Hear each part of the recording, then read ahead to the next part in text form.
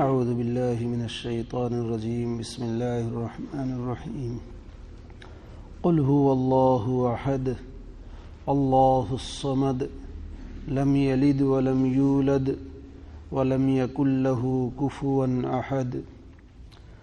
تو کہہ وہ اللہ ایک ہے، اللہ بے نیاز ہے، نہ کسی کو جنا نہ کسی سے جنا اور نہیں اس کے جوڑ کا کوئی۔ گزشتہ اللہ تعالیٰ کی قدرت کہ جسے اللہ تعالیٰ کا ایک ہونا سمجھ میں آ رہا تھا، اس کے متعلق بات چل رہی تھی، اور آیت کریمہ میں نے پڑھی تھی جس میں اللہ تعالیٰ نے اپنی قدرت، اپنی رحمت اور اپنی وحدانیت کو بیان فرمایا تھا۔ ان فی خلق السماوات والارض واختلاف اللیل والنہار والفلک التی تجری فی البحر بما ينفع الناس وما انزل اللہ من السماء من ماء فاحیا به الارض بعد موتها وبث فیها من کل دابہ وتصریف الریاح والسحاب المسخر بین السماء والارض لآیات لقوم یعقلون۔ اس آیت میں ہم یہاں تک پہنچے تھے کہ اللہ تعالیٰ آسمانوں سے بارش کو برسا کر کے زمین کو اس سے زندہ کرتے ہیں۔ فاحیا به الارض من بعد موتها، اور زمین کی موت سے مراد زمین کا خشک ہو جانا، اس کے اندر اگانے کی خاصیت اور صلاحیت کا کم ہو جانا، اور بارش کے ذریعے اللہ تعالیٰ کا اس کو زندہ کرنے کا مطلب زمین کو تر کرنا اور زمین کے اندر اگانے کی صلاحیت کو بڑھا دینا، یہ اس کی زندگی ہے۔ اور اسی کے متعلق بات چل رہی تھی۔ اخیر میں نے آپ سے عرض کیا تھا کہ مکائی کی بھی وہی شکل ہے اور باجرے کے بھی وہی شکل ہے۔ اللہ تعالیٰ نے مکائی کے لیے اس کے اوپر کور چڑھایا ہے، اور باجرے کے لیے اللہ تعالیٰ نے کوئی کور نہیں چڑھایا۔ یہ اللہ تعالیٰ کی زبردست قدرت ہے۔ اسی کے متعلق آگے بڑھتے ہوئے کہ اللہ تبارک تعالیٰ نے اس کا قرآن کریم میں دیگر جگہوں پر اور انداز سے تذکرہ فرمایا ہے۔ اللہ تعالیٰ نے سورہ عبس میں اس کا تذکرہ کرتے ہوئے فرمایا کہ ہم بارش موسلا دھار برساتے ہیں، اور پھر زمین میں جو بیج ڈالے ہوئے ہوتے ہیں اس بیج کے ذریعے سے زمین کو پھاڑتے ہیں۔ دیکھیے، یہ بھی اللہ تعالیٰ کی قدرت ہے کہ بیج چھوٹا سا ہوتا ہے، بالکل چھوٹا۔ کوئی بھی غلہ ہو، کوئی بھی پھل ہو، کتنی بھی بڑی، اس کے لیے کوئی بڑا بیج نہیں ہوتا ہے، چھوٹا اور معمولی سا بیج ہوتا ہے۔ کسان کا کام صرف اتنا ہے کہ وہ زمین کو نرم کرتا ہے، اور نرم کرنے کے بعد بیج ڈالتا ہے، لیکن وہ بیج ختم ہو جاتا ہے پہلے، پھر اس کے ذریعے اللہ تعالیٰ زمین کو پھاڑتے ہیں۔ بیج وہی کہ وہی زمین کو پھاڑ کر کے باہر نہیں آتا ہے۔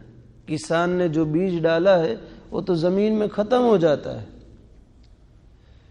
اسی لیے تو علامہ اقبال علیہ الرحمہ نے شعر کہا ہے نا، مٹا دے اپنی ہستی کو اگر کچھ مرتبہ چاہے، کہ دانہ خاک میں مل کر گلے گلزار ہوتا ہے۔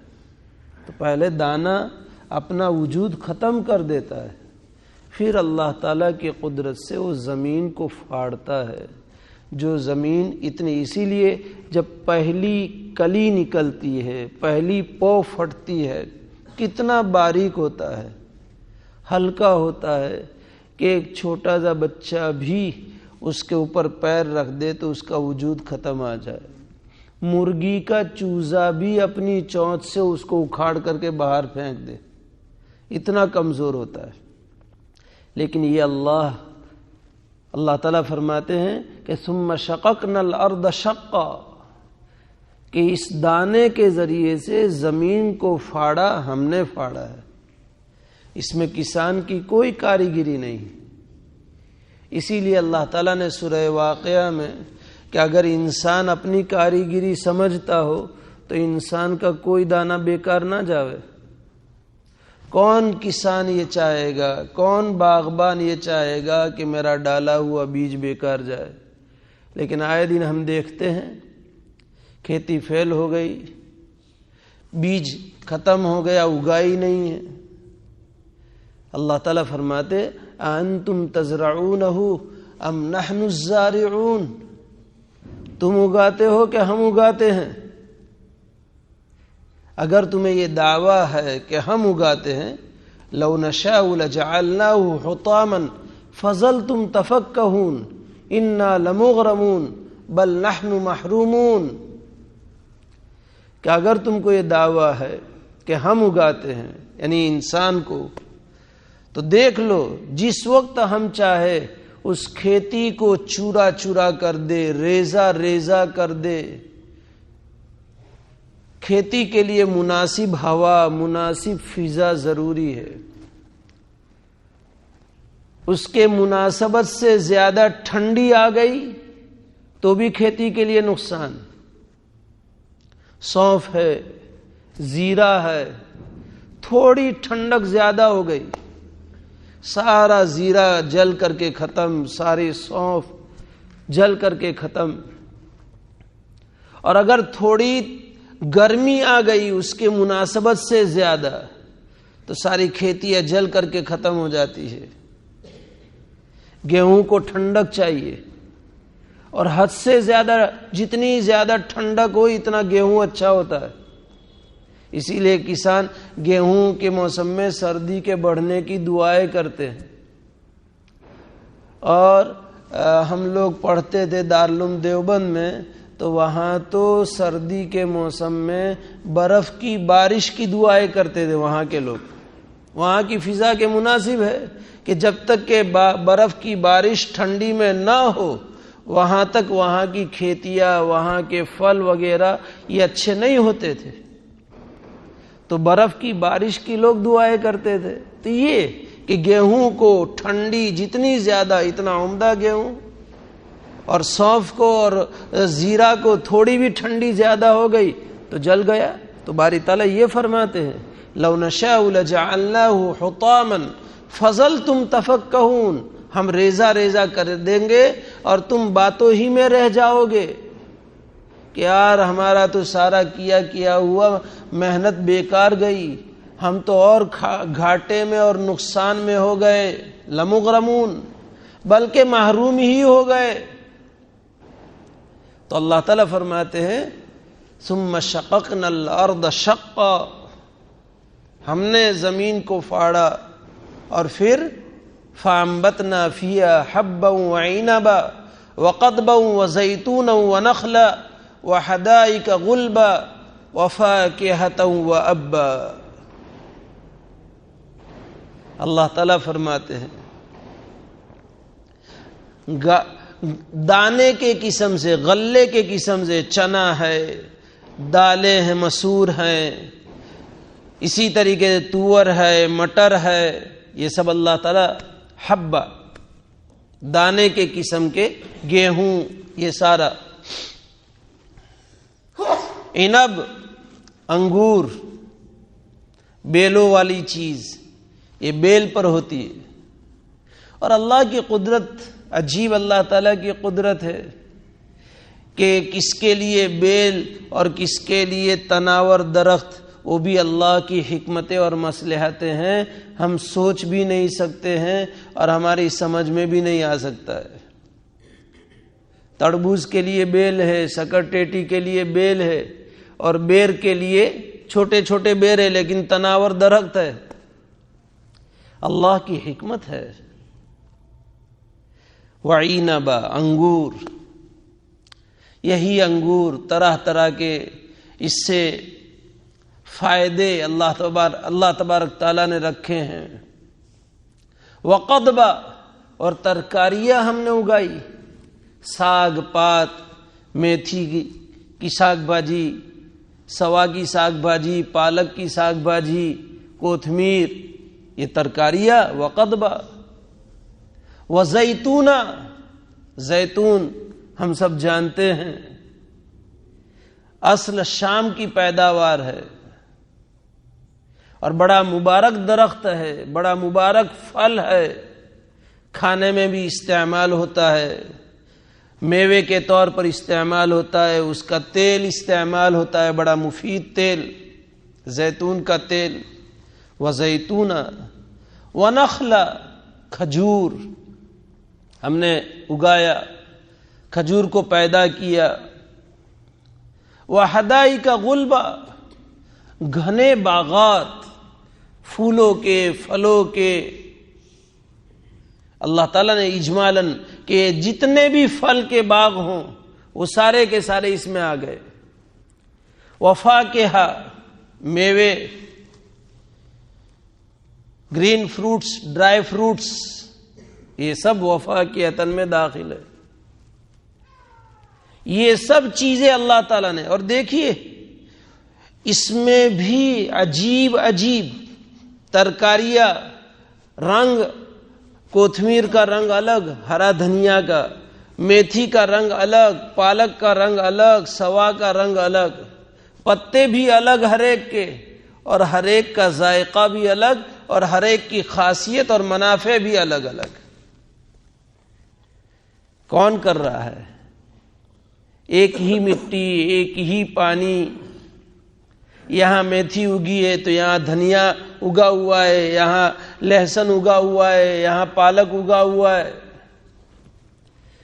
یہ میوے میں بھی آپ دیکھیے، اخروٹ کے درخت، کاجو ہے، بادام ہے، یہ انگور میں سے کشمش، کالی دراکش، لیلی پیلی دراکش جسے ہم کہتے ہیں.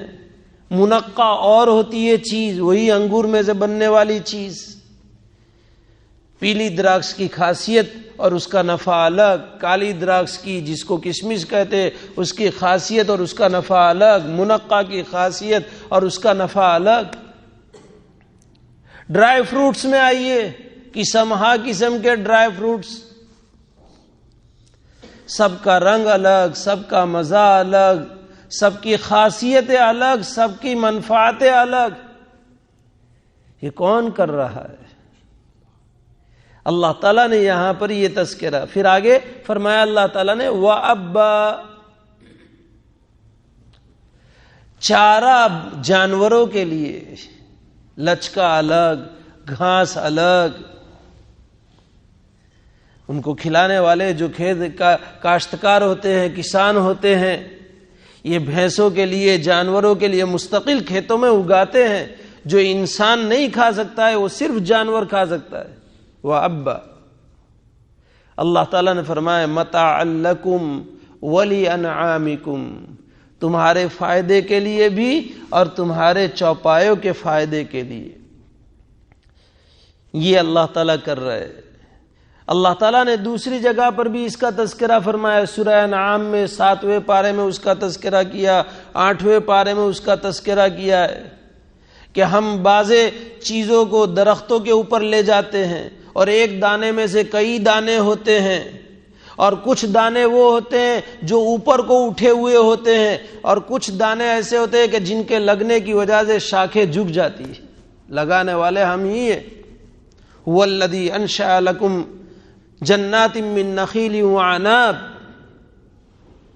کھجور کے باغات، انگور کے باغات، حبا متراکبا، دانے جو ایک کے اوپر ایک، ایک کے اوپر ایک ترتیب سے لگے ہوئے ہیں. انار دیکھ لیجئے کتنی بالکل کتنی بہترین سیٹنگ ہے اللہ تعالیٰ کی. ہم لوگ ایسے سیٹنگ کرنے بیٹھے تو کیا معلوم سیٹنگ ہم سے ہو سکے کہ نہ ہو سکے. یہ انار کتنا بہترین، اس کے رنگ اندر اللہ تعالیٰ نے، اب تو انجیکشن لگ رہے ہیں، رنگ ڈالنے کے لیے انجیکشن لگائے جا رہے ہیں، اور پھر لوگوں کو الو بنائے کہ دیکھو لال۔ قدرتی جو رنگ ہوتا ہے، نیچرلی رنگ جو اس کا ہوتا ہے کتنا بہترین ہوتا ہے نا، وہ تو نیچرلی رنگ میں ہاتھ میں دھبے نہیں لگیں گے، اور مصنوعی جو رنگ ہوگا، بناوٹی رنگ ہوگا، ہاتھ میں دھبے لگیں گے۔ یہ انار کے درخت اللہ تبارک تعالیٰ نے بتائے، تو یہ اللہ تعالیٰ نے زمین میں بارش کے ذریعے سے جو اگایا، اس کی یہ قدرت اللہ تبارک تعالیٰ کی ہے۔ اسی زمین میں اللہ تبارک تعالیٰ قسم ہاں قسم کے مخلوقات کو زمین سے پیدا کرتے ہیں، جس میں دو طرح ہے مخلوقات کے پیدا ہونے کے۔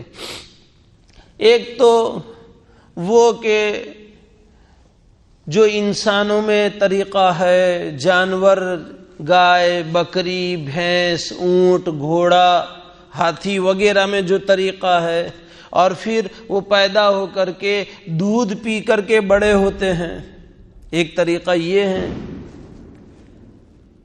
اس میں بھی آپ دیکھیے کتنی اللہ تعالیٰ کی مخلوقات، اور کیسی کیسی عجیب مخلوقات، اور ہر مخلوق کے مناسب اللہ تعالیٰ نے ڈھانچہ اور شکل اور صورت اور رنگ دیا ہے،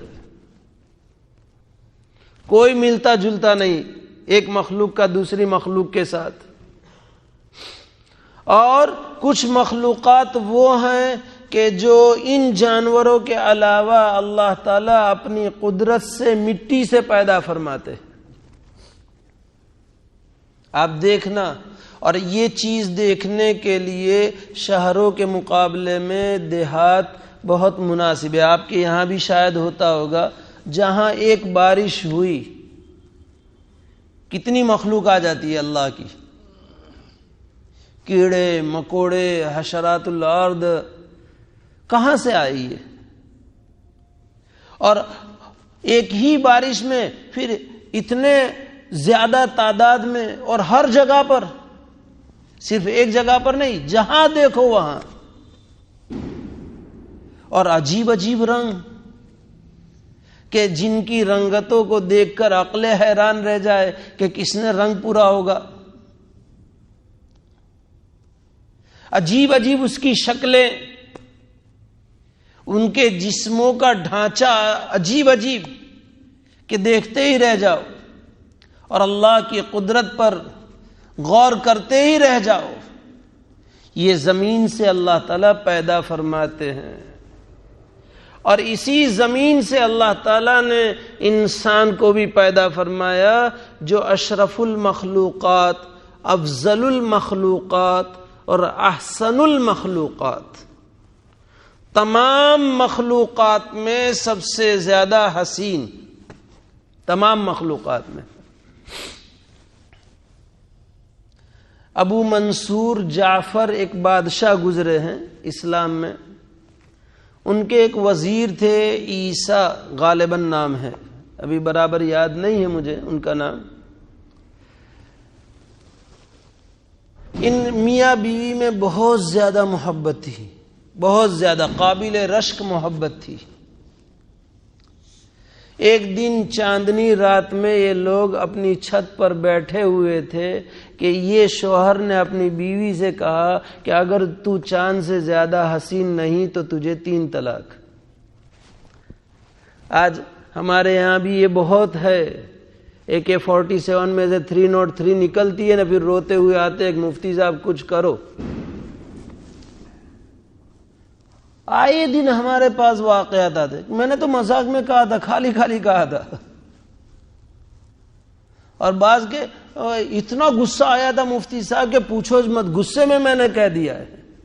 تو اب کچھ بھی نہیں، غصے میں کہا ہو کہ مذاق میں کہا ہو۔ نبی اکرم صلی اللہ علیہ وسلم نے ارشاد فرمایا، ثلاث جدہن جد وہزلہن جد، الطلاق والنکاح والرجعہ۔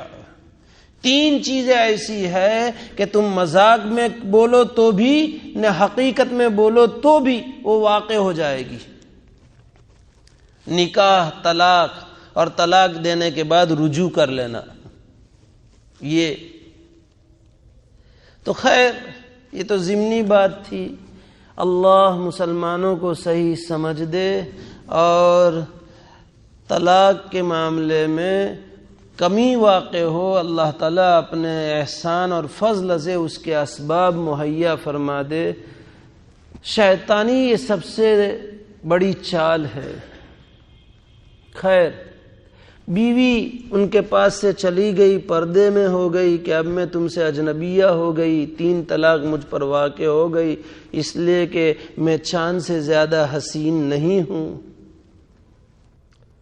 میں نے کہا محبت قابل رشک تھی. یہ جو وزیر تھے رات پوری بڑی بے چینی کے ساتھ گزری اور ہونا بھی چاہیے تھا. خالی بیوی ناراض ہو جاتی ہے اور میاں بیوی میں کمال درجے کی محبت ہوتی ہے تو اس صورت میں پوری رات گزارنا مشکل ہوتا ہے، یا شوہر ناراض ہو گیا اور بیوی کے لیے یہ مسائل ایسے ہی ہیں. صبح ہوئی، ابو جعفر منصور کے پاس یہ وزیر گئے اور اپنا پورا واقعہ سنایا تو وزیر نے تابڑتوب اپنے حکومت کے تحت میں جتنے مفتیان کرام تھے سب کو بلائے اور سب کے سامنے یہ مسئلہ رکھا کہ بھئی اس کا جواب دو. سب نے کہا کہ ہو گئی 3 طلاق. امام اعظم ابو حنیفہ علیہ الرحمہ کے ایک شاگرد تھے، نام نہیں لکھا ہے اور ابھی مجھے مستحضر بھی نہیں، اتفاقی یہ واقعہ آیا اس لیے کہ بھئی یہ سب نے جواب دیا اور تم خاموش بیٹھے ہو، کیا بات ہے؟ کہا بادشاہ سلامت میں عرض کروں؟ کہا کہ کیجئے ضرور. انہوں نے پھر اعوذ بسم اللہ کے بعد والتین کی سورت پڑھی اور والتین کی سورت پڑھنے کے بعد یہاں آئے والتین والزیتون وطور سینین وهذا البلد الامین لقد خلقنا الانسان فی احسن تقویم. 4 قسمیں کھانے کے بعد اللہ نے فرمایا ہم نے انسان کو یقیناً تمام لوگوں سے، تمام مخلوقات سے سب سے زیادہ حسین بنایا. اس لیے میرا فتویٰ یہ ہے کہ طلاق نہیں پڑی. سب نے تائید کی اور پھر بادشاہ نے فیصلہ کیا کہ طلاق نہیں پڑی، یہ تمہاری بیوی ہے. مجھے بتانا یہ واقعہ سے کہ انسان احسن ہے، سب سے زیادہ حسین ہے. چاہے کتنا بھی کالا کلوٹا ہو، ہونٹ جاڑے موٹے ہو، دانت باہر نکلے ہوئے ہوں، آنکھیں کیسی بھی ہوں، لیکن اللہ کا یہ فیصلہ ہے انسان کو جو اللہ نے شکل دی ہے، جو عضو جتنی مقدار میں دیا ہے، جہاں پر رکھا ہے، یہ سب کے سب یقیناً قابل داد ہے. تو انسان کو اللہ تعالیٰ نے مٹی سے بنایا. لقد خلقنا الانسان من سلالۃ من طین، مٹی کے خلاصے سے ہم نے پیدا کیا ہے. مٹی کا خلاصہ انسان غذا کھاتا ہے، غذا مٹی سے پیدا ہوتی ہے. اور اللہ تعالیٰ کی قدرت تو دیکھیے، ہم کبھی غور کرے کتنی شاندار طریقے سے اللہ تعالیٰ نے بنایا ہے. نطفے سے بنایا، اسی کو سورت میں جو پڑھا گیا نماز میں من ماء دافق یخرج من بین الصلب والترائب، اچھلتا پانی. کہیں تو اللہ تعالیٰ نے اس کو من ماء مہین فرمایا، ذلیل پانی کہ کپڑے کو لگ جائے تو دھونا پڑے. انسان اس کو دیکھ کر گھین محسوس کرتا ہے. ایسی چیز سے اللہ تعالیٰ نے کہ جو ایک کی پشت سے نکلتا ہے اور دوسرے کے رحم سے نکلتا ہے. انسان کی پشت سے مادہ منویہ نکلتا ہے اور عورت کے رحم سے نکلتا ہے اور پھر دونوں ملتے ہیں تو انسان پیدا ہوتا ہے. اور پہلا 40 نطفہ رہتا ہے. جب یہ مادہ رحم میں جاتا ہے تو 40 دن تک اللہ تعالیٰ اسے نطفہ رکھتے ہیں. ثم خلقنا النطفة علقة، پھر ایک 40 گزرنے کے بعد پھر وہ جمع ہوا خون بناتے ہیں اللہ تعالیٰ. پھر اسی حالت میں دوسرا 40 گزرتا ہے. ثم خلقنا النطفة علقة فخلقنا العلقة مضغة. پھر تھوڑی سی چھوٹی بوٹی بناتے ہیں اللہ تعالیٰ اس سے، اتنی بوٹی کہ جو انسان چبا سکے، بڑا بوٹا اور بڑا لوتھڑا نہیں. مدغہ کا معنی یہی ہے کہ تھوڑی سی چھوٹی بوٹی بناتے ہیں اللہ تعالیٰ. پھر یہ تیسرا چلہ پورا ہوتا ہے. دیکھیے یہاں ایک بات اور کام کی میں بتا دوں، اور بہت اچھی بات ہے، اللہ کرے کہ دلوں میں اتر جائے. ان لوگوں کو بھی بتائی ہوئی تھی، یاد ہے کہ نہیں کیا معلوم، اللہ عالم. یہ روایت میں آتا ہے کہ جب انسان کے اللہ تعالیٰ پیدا کرنا چاہتے، صاف طور پر صحیح روایت ہے بخاری شریف کی، تو اللہ تعالیٰ 40 دن تک نطفہ رکھتے ہیں. وہ حدیث میں لکھ کر کے لایا ہوں تاکہ حدیثی کے الفاظ سناؤں.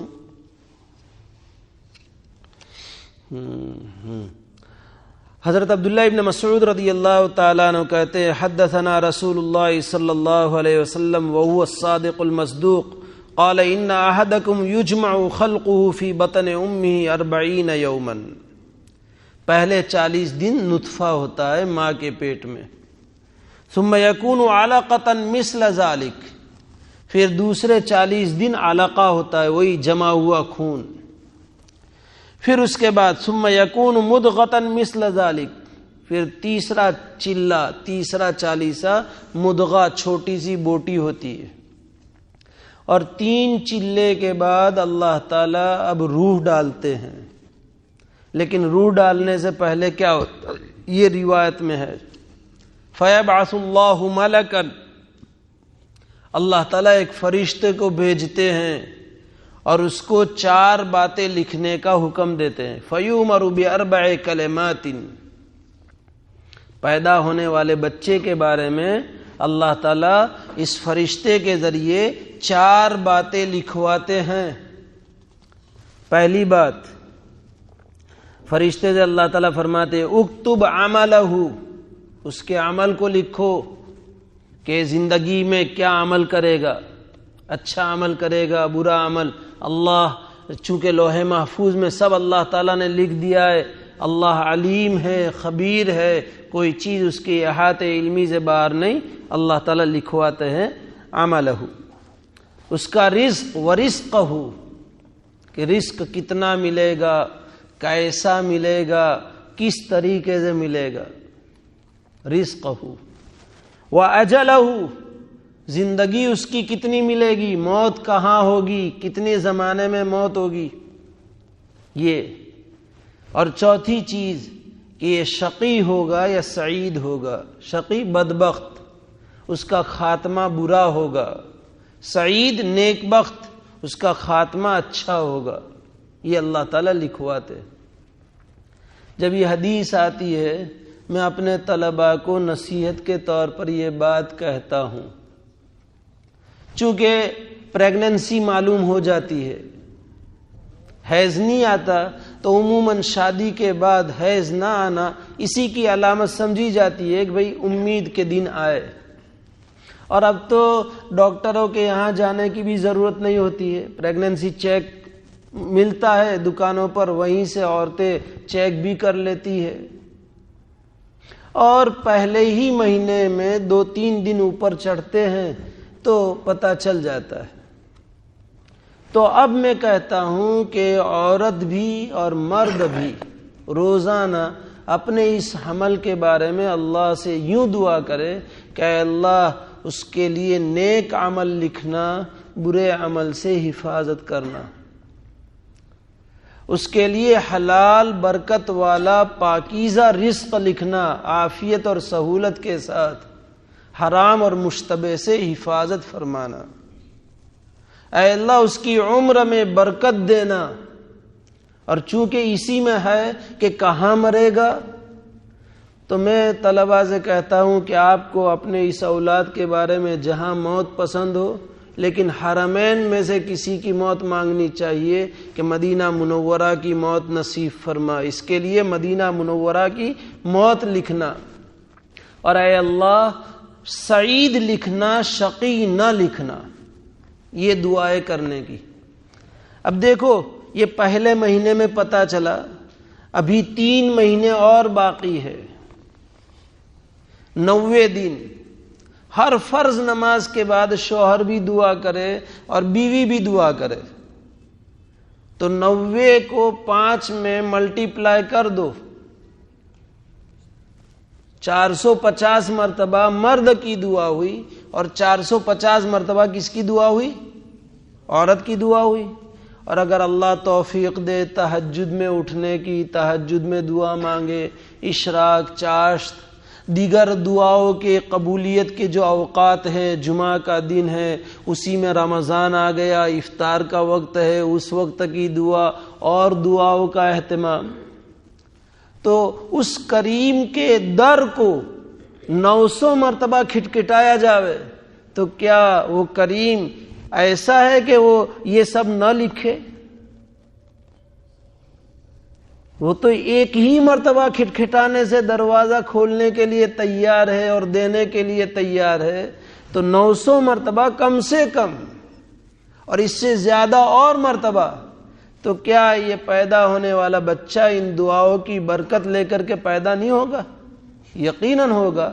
اس لیے ان دعاؤں کا اہتمام کرنا چاہیے.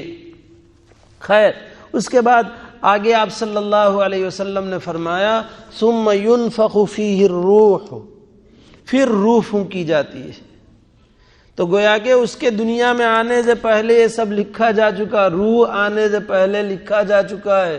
تو ہم مانگنے میں اہتمام کریں، یقیناً اللہ تعالیٰ دے دیں گے. اور پھر اسی کے اسباب بھی اللہ تعالیٰ مہیا فرماتے چلے جائیں گے.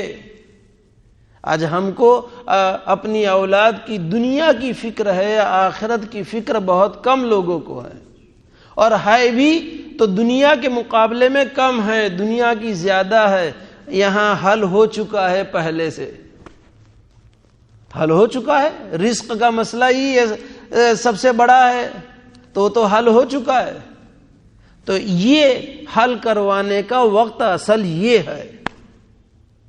خیر، تو اللہ تعالیٰ پیدا کر رہے ہیں، اور 3 اندھیرے میں پیدا کر رہے ہیں. ماں کا پیٹ ایک اندھیرا، رحم جسے گربھاشے کہتے ہیں دوسرا اندھیرا، اور تیسرا بچے کے اوپر پتلی سی جھلی ہوتی ہے جو پیدائش کے وقت ہم جانوروں وغیرہ پر دیکھتے ہیں، یہ تیسرا اندھیرا.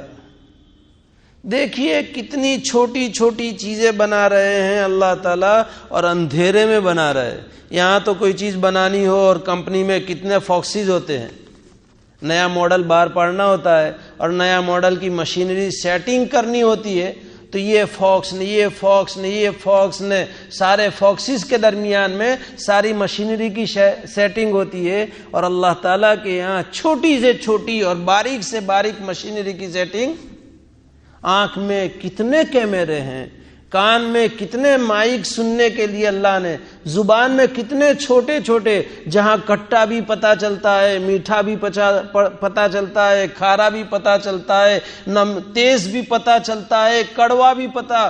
ایک اتنی چھوٹی سی زبان میں اللہ تعالیٰ نے ذائقے کے کتنے کھانے رکھے ہیں، کتنے کھانے رکھے.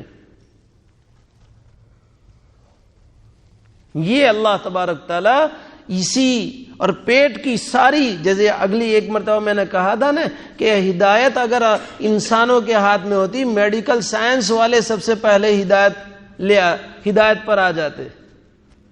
اللہ نے عجیب ناک کے اندر، کان کے اندر دانت کا کتنا بہترین نظم ہے، کتنے بہترین انداز سے سیٹنگ ہوتی ہے.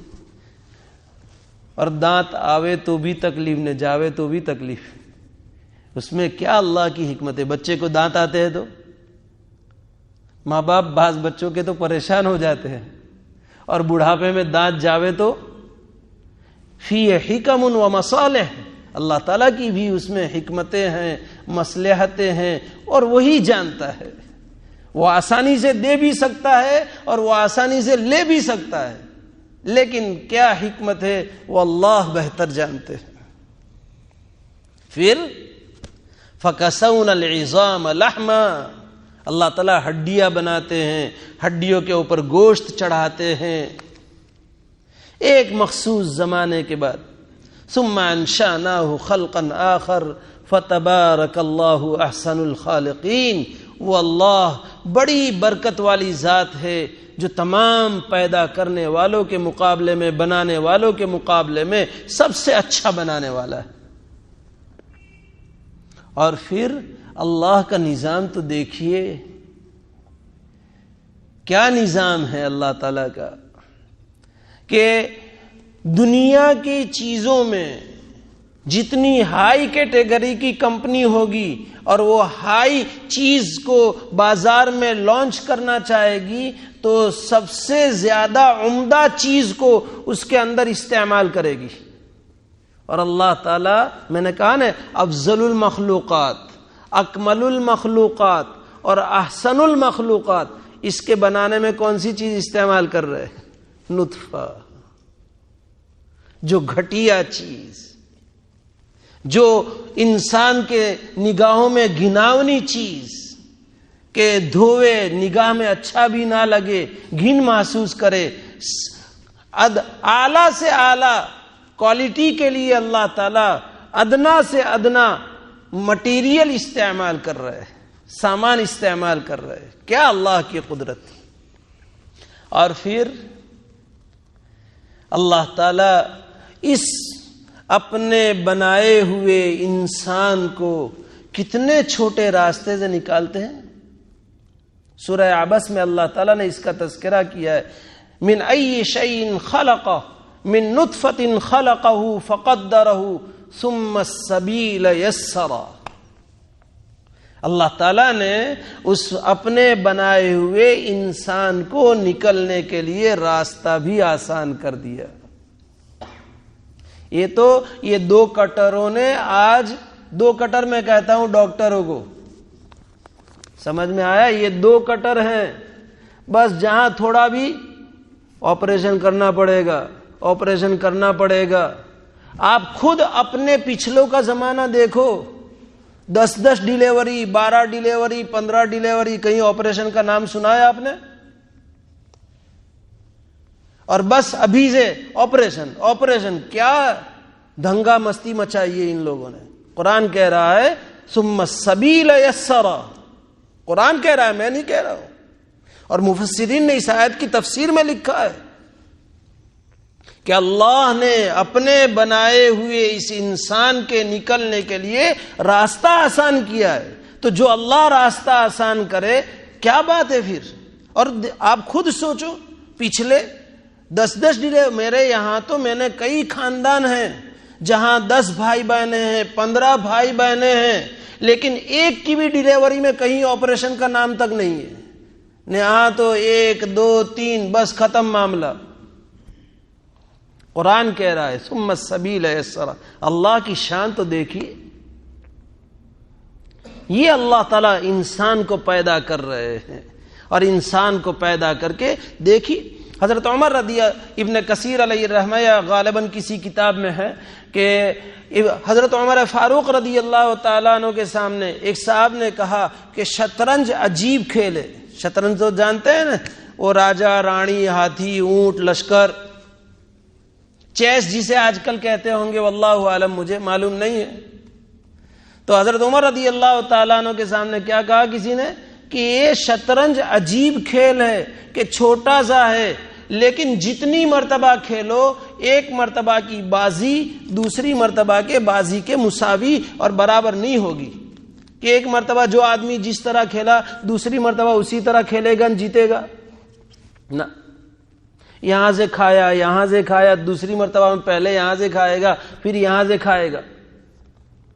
تو حضرت عمر رضی اللہ تعالیٰ نے فرمایا کہ اس سے بھی زیادہ انسان کا چہرہ عجیب ہے، کہ اللہ نے انسان اتنے پیدا کیے اور ہر انسان میں آنکھ اسی جگہ پر، بھاؤں اسی جگہ پر، پلکیں اسی جگہ پر، ناک اور چہرہ اور کان اسی جگہ پر، لیکن کسی ایک کا بھی ملتا ہوا نہیں آ رہا ہے.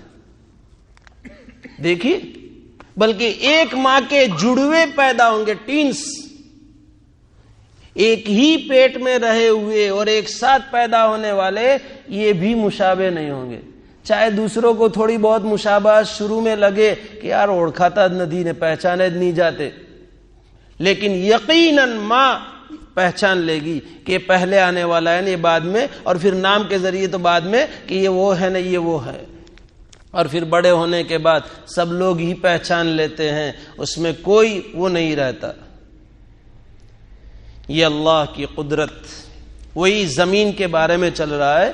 وَفِي الْأَرْضِ لَآيَاتٍ، قرآن میں اللہ تعالیٰ نے سورہ زاریات میں نقل فرمایا ہے، وَفِي الْأَرْضِ آيَاتٌ لِّلْمُوقِنِينَ، زمین میں نشانیاں ہیں اللہ کو ایک پہچاننے کی، اللہ کی بڑائی کی اور اللہ کی قدرت کی. لیکن کسے یہ نشانیاں ملے گی؟ جسے اللہ کی ذات پر یقین حاصل ہو، یا جو یقین حاصل کرنا چاہے تعصب سے نکل کر کے اسے یہ آیات کے ذریعے سے اللہ کی قدرت تک پہنچا جا سکے گا. یہی انسانوں میں دیکھیے، اللہ تعالیٰ نے قرآن کریم میں ایک جگہ پر اور ارشاد فرمایا ہے، وَمِنْ آيَاتِهِ خَلْقُ السَّمَاوَاتِ وَالْأَرْضِ وَاخْتِلَافُ أَلْسِنَتِكُمْ وَأَلْوَانِكُمْ إِنَّ فِي ذَلِكَ لَآيَاتٍ لِّلْعَالِمِينَ. اللہ تعالیٰ کو پہچاننے کی نشانیوں میں سے، اور اللہ تعالیٰ کی قدرت اور ایک ہے اس کو پہچاننے کی نشانیوں میں سے آسمان کا پیدا کرنا، زمین کو پیدا کرنا. یہ آ چکا ہے. آگے کیا فرماتے ہیں اللہ تعالیٰ؟ وَاخْتِلَافُ أَلْسِنَتِكُمْ، زبانوں کا اختلاف. دنیا میں آج کتنی لینگویجز بولی جاتی ہے، یہ سب. اور اللہ تعالیٰ، حضرت عمر رضی اللہ تعالیٰ عنہ نے ایک موقع پر فرمایا، ان اللہ یعلم الالسنۃ کلھا، اللہ تعالیٰ تمام زبانیں جانتے ہیں، اور اسی نے تو سکھائی. کتنی زبانیں استعمال ہوتی ہے، زبانوں کا اختلاف. ایک زبان ہے، دانت بھی وہی ہے، تالو بھی وہی ہے، زبان کو کہاں لگائی جائے تو کیا حرف نکلے، تو یہ انگریزی میں وہی لفظ بولے، وہی زبان استعمال، ہندی میں. بلکہ بعض زبانیں تو ایسی کہ دوسری زبانوں کے ساتھ کوئی تال میل نہیں. بعض زبانیں تو ایسی ہے کہ کوئی تال میل نہیں. ہم تو خالی دیکھا کرے کہ کیا ہونٹ ہلاتے ہیں نہ زبان ہلاتے ہیں، کچھ پتہ نہ چلے. بلکہ اس سے زیادہ بھی اللہ کی قدرت. ایک ہی زبان، ہماری گجراتی ہی لے لیجئے، لیکن کتنے قسم کی گجراتی. مہسانہ کی گجراتی الگ، سابرکانٹھا کی الگ، بناس کانٹھا کی الگ، اور پٹن کی الگ، اور ادھر احمد آباد کی، اور جہاں جہاں ہر 10 کلومیٹر کے اوپر آپ کو زبان میں فرق محسوس نظر آئے گا. زبان ایک ہی ہے، لہجہ الگ، الفاظ الگ. بلکہ ایک ہی علاقے میں کچھ لوگ اس طرح بولتے، کچھ لوگ اس طرح بولتے. وَاخْتِلَافُ أَلْسِنَتِكُمْ، دیکھیے آلہ ایک ہی ہے، زبان، تالو، دانت، ہونٹ. یہ نہیں کہ بھئی انگریزی والے ادھر دوسرے آلے سے بولتے ہوں، نہ ہندی والے دوسرے آلے سے بولتے ہوں، اور ان کے لیے یہاں تالو استعمال کیا جاتا ہو نہ کیا نہ. وہی آلہ ایک ہے، لیکن زبانیں کتنی، لہجے کتنے. واختلاف السنتکم، یہ سب ہم سوچیں، ہم غور کریں کہ کون کر رہا ہے، کیا یوں ہی ہو جا رہا ہے. وَأَلْوَانِكُمْ، رنگوں کا اختلاف. کیا عجیب اللہ تعالیٰ کی قدرت ہے. ایک ہی ماں کے ایک ہی باپ کے بیٹے ہیں، اولاد ہیں، لیکن کوئی ایک دم گورا ہے تو کوئی ایک دم کالا ہے کہ دیکھنے والے کو بھی شبہ ہو جاوے کہ یار ماں باپ اتنے گورے نہیں، یہ کالا. اور سنو، یہ شبہ کرنے کی کوئی ضرورت نہیں ہے. ایک صحابی آپ صلی اللہ علیہ وسلم کے پاس آئے اور وہ صحابی اور ان کی بیوی بہت گورے تھے اور ان کے یہاں کالا کلوٹا بچہ ہوا. تو وہ اسی لیے آپ علیہ السلام کے پاس آئے کہ اللہ کے رسول، ایسا کالا کلوٹا جبکہ ہم دونوں گورے ہیں. وہ گویا کہ اپنی بیوی کی طرف کوئی غلط نسبت کرنا چاہتے تھے آپ کی خدمت میں آ کر کے. آپ صلی اللہ علیہ وسلم نے ان کو سمجھایا، یہاں قریب بلایا، کہا تمہارے اونٹ ہیں؟ کہا ہاں. کہ کیسے رنگ کے ہیں؟ کہ سب لال رنگ کے. اس میں ایک کالا رنگ کا ہے. تو کہا وہ کالا کہاں سے آیا؟ سب لال رنگ کے اونٹ ہے تو ایک کالا رنگ کا کہاں سے آیا؟ کہا کہ وہ اگلی نسل میں کوئی ہوگا اس کی وجہ سے. تو کہا کہ تیری بھی اگلی نسل میں کوئی کالا ہوگا تو وہاں سے ہی آیا ہے. ہاں، آپ نے سمجھایا اس طریقے سے. اس لیے اس طرح کے ماں باپ کالے کلوٹے ہوں اور بچہ خوبصورت ہو، شبہ کرنے کی کوئی ضرورت نہیں. ماں باپ خوبصورت ہو اور بچہ انتہائی بھدا ہو، قدم پاکا رنگ جائے پیسہ واپس، ایسا کوئی شبہ کرنے کی ضرورت نہیں ہے. خامخواہ کے اس دیواجی زندگی خراب ہو جائے گی، میاں بیوی کے تعلقات خراب ہو جائیں گے، گھر چلانا مشکل ہو جائے گا. یہ حدیث میں ہے صاف طور پر. آپ علیہ السلام کتنے شفیق، کیا کیا باتیں ہمیں سمجھائیے. تو یہ واختلاف السنتکم والوانکم، اللہ کی قدرت کو دیکھ کر کے مرغ کو دیکھو اور مور کو دیکھو. کیا اللہ کی قدرت ہے.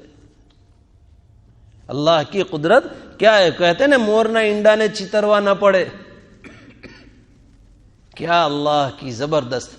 والوانکم، جس مخلوق کو اللہ نے جو رنگ دیا اس مخلوق کے لیے وہی خوبصورتی والا رنگ ہے، وہ اسی میں خوبصورت نظر آئے گا.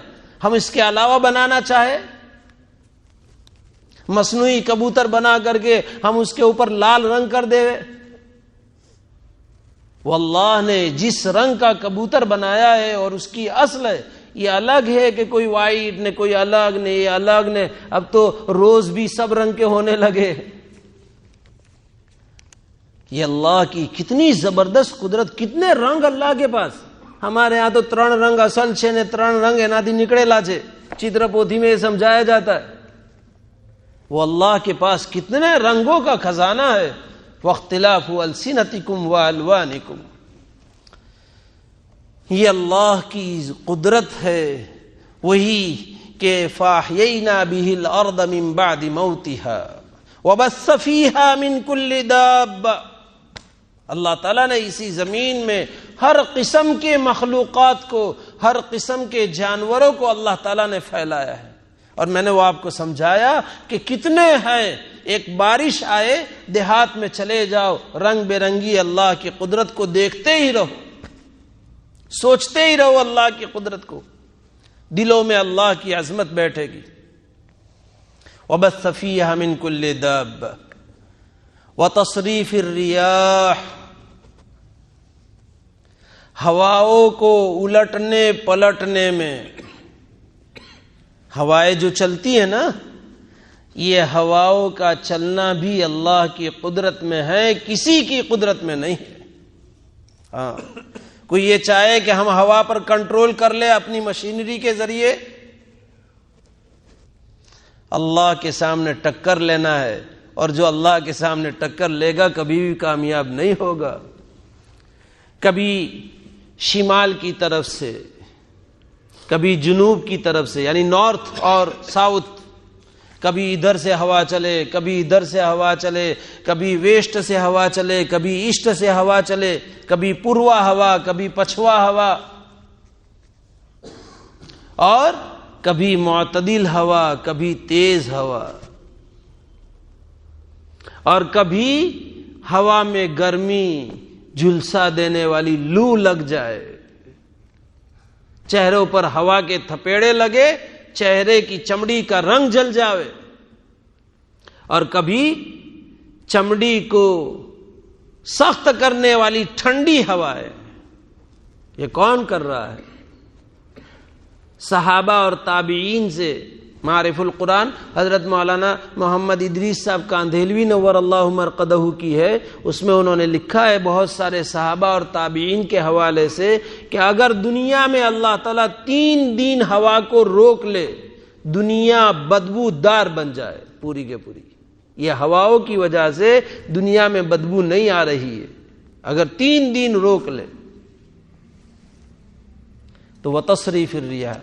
اور دیکھو اس میں بھی انسانوں کی زندگی وابستہ ہے، تمام مخلوقات کی زندگی اس ہوا کے ساتھ وابستہ ہے،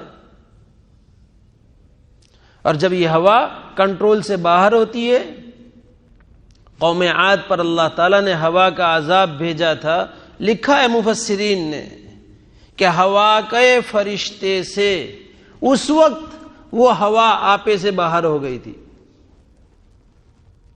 اور بعض مفسرین نے جس میں امام قتادہ مجاہد رحمہم اللہ ہے کہ اللہ تعالیٰ نے ہوا کے خزانے میں سے صرف اتنا سوراخ کیا تھا اس وقت، یہ بتایا ہے مفسرین نے کہ اتنا سوراخ کیا تھا، اور اس کا نقشہ قرآن نے کھینچا ہے 7 لیال و 8 ایام حسوما فطر القوم فيها سرعا كأنهم اعجاز نخل خاوية فهل ترى لهم من باقية۔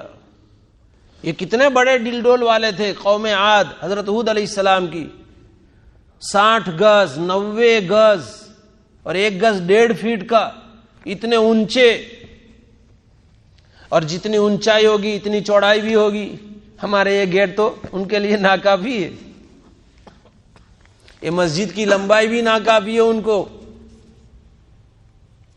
جب یہ ہواؤں کی وجہ سے گرے تھے تو ایسے لگتے تھے جیسے کھجور کے کھوکھلے درخت جو جڑوں سے اکھاڑ کر کے پھینک دیے ہو، ایسے زمین پر اللہ تعالیٰ نے ہواؤں کے ذریعے سے چکیڑیاں کھلا کر کے، ونٹوڑیا آتا ہے نا جب ہوا کا طوفان آتا ہے تو یہ گول گھومتی ہے، ان کو ایسے گھما کر کے آسمانوں پر لے جا کر کے ہوا نے پھینکا تھا، اور یہ زمین پر گرے تھے جیسے کھجور کے درخت تنے دار جو لمبے زمین سے اکھاڑ کر کے اللہ نے پھینکے ہو، اس طریقے سے یہ گرے تھے، اور کسی کو بھی باقی نہیں چھوڑا اللہ نے۔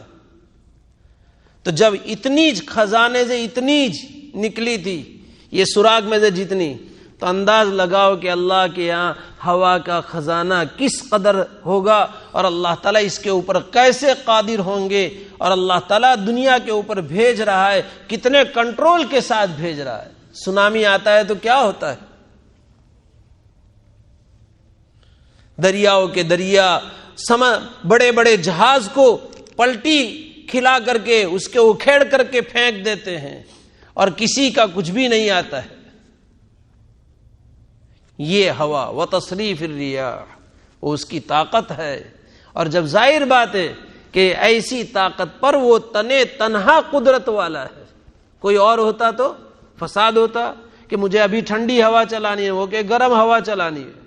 وتصریف الریاح، ہواؤں کے چلانے میں اللہ کی قدرت بھی ہے، اللہ کی رحمت بھی ہے، اور ان قدرت اور رحمت کے بعد اس پر یہ ماننا پڑے گا کہ اللہ کی ذات ایک ہے۔ وتصریف الریاح والسحاب المسخر بین السماء والارض، بادل آسمان اور زمین کے درمیان میں لٹکے ہوئے ہیں، اور لٹکے ہوئے ہیں ہزاروں ٹنوں من پانی بھرے ہوئے، اور جو چاہے اس میں سے لے سکتا ہے کہ لاؤ نے ذرا نل کھول کر کے لے لے بالٹی بھر کر کے، لٹکا ہوا ہے، گرتا نہیں ہے اتنا وزنی ہونے کے باوجود، اور پھر جہاں اللہ کا حکم ہوتا ہے وہیں جا کر کے یہ برستا ہے۔ کوئی درمیان میں اسے روک کر کے RTO ہاتھ بتا کر کے سگنل بتا کر کے اسے روک لے، کوئی طاقت تو ہے کہ جسے روک کر کے بتائے؟ پتنگ اڑتا ہو تو ہم لنگریا ڈالتے ہیں، لنگریا ڈالتے ہیں نا، پتنگ اڑتا ہے تو اس کو پھر لنگریے سے کھینچ کر کے لے آتے ہیں. تو ایسے اس بادل پر کوئی لنگریا ڈالو نا کہ کھینچ لاوے، یہاں ہمارے یہاں پانی نہیں ہے، ابھی کمی ہے، ٹریکٹر بلانے پڑتے ہیں، اس لیے لنگریا ڈالو نا، اس کو کھینچ لاؤ. یہ ہوائی جہاز بادلوں کے بیچ میں سے گزرتے ہیں. کہیں آپ نے سنا کہ کانا ہو گیا بادل اور اس کی وجہ سے وہیں برس پڑا؟ والسحاب المسخر بین السماء والارض، یہ اللہ کی قدرت ہے جو اللہ تعالیٰ نے اپنی قدرت سے بنائے، اور اس میں وہ تنے تنہا ہے، کوئی اس کا شریک نہیں ہے. اس لیے اللہ تعالیٰ فرماتے ہیں کہ اس میں بڑی بڑی نشانیاں ہیں، لیکن کس کے لیے؟ لقوم یعقلون، جن کے اندر عقلیں ہیں ان کے لیے ہیں نشانیاں. جو عقل سے اللہ تعالیٰ کی قدرت تک پہنچنا چاہے اور اللہ تعالیٰ کو ایک سمجھنا چاہے اس کے لیے ہے. ورنہ جن کی عقلیں ماری گئی ہو، جو تعصب کے جٹل جال میں پھنسے ہوئے ہوں، جو سب کچھ ہونے کے باوجود بھی یہ کہے کہ ہم ہی صحیح، ذرا پکارو تو صحیح اللہ کے علاوہ کہ کون تمہاری مدد کرنے کے لیے پریشانیوں میں آ رہا ہے؟ کون آ رہا ہے؟ امن یجیب المضطر اذا دعاہ ویکشف السوء ویجعلکم خلفاء الارض االہ مع اللہ، کون ہے جو پریشانیوں میں مضطر لوگوں کی دعاؤں کو قبول کر کے ان سے پریشانیوں کو ہٹاتا ہے اور پھر ان پریشانیوں کو ہٹا کر کے تمہیں زمین میں دوبارہ رہنے کا اختیار دیتا ہے؟ کیا اللہ کے ساتھ اور بھی معبود ہیں جو یہ کر سکتے ہیں؟ قرآن کہہ رہا ہے الہ مع اللہ، وہ اللہ ایک ہے. اس اللہ کی زبردست نشانیوں میں سے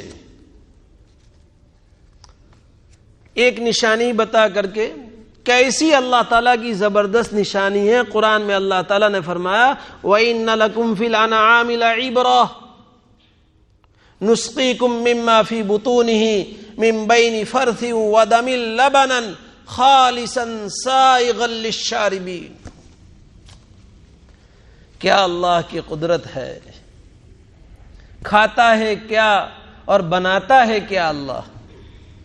جانور کھاتا ہے گھاس، اور اس گھاس میں سے اللہ تعالیٰ کیا بناتے ہیں؟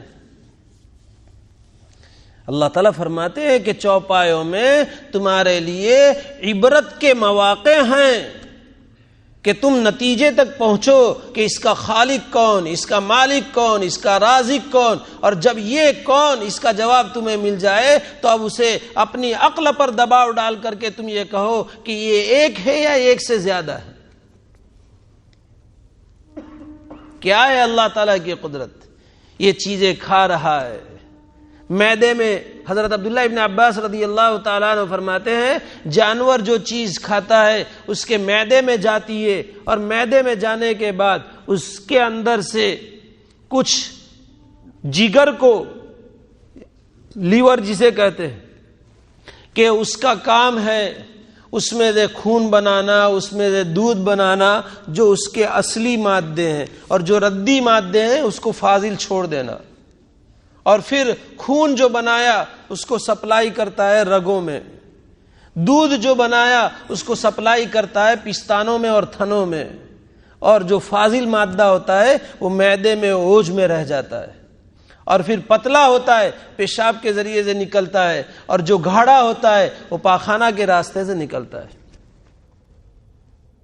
اوپر خون ہے، نیچے گوبر ہے، دونوں ناپاک چیزیں ہیں، اور بیچ میں سے سفید دودھ نکالتا ہے.